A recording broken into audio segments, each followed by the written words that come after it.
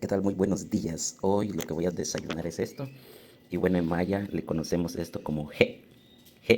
Pero en este caso en particular sería chacbije, que es huevo sancochado o huevo duro también se le conoce. Y bueno, aquí guayé atún, aquí atún.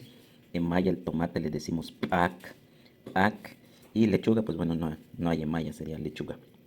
Y pues bueno, esto vamos a mezclar para comer rico. En maya decir comer rico, hanalki. Y ahorita vamos a ver. Bueno, listo, aquí ya lo mezclamos todo y listo para comer. Entonces, hoy en maya puedo decir yan y hanalki, voy a comer rico. Así que, bueno, a mí como me gusta la naranja agria, le echo un poquito de naranja agria. Le dicen, en maya ese lo conocemos como pakal.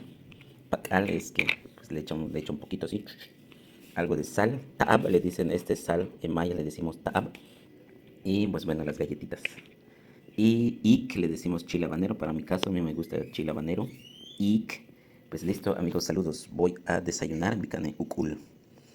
Bueno, bueno, ya voy a desayunar, así que hola, les envío saludos.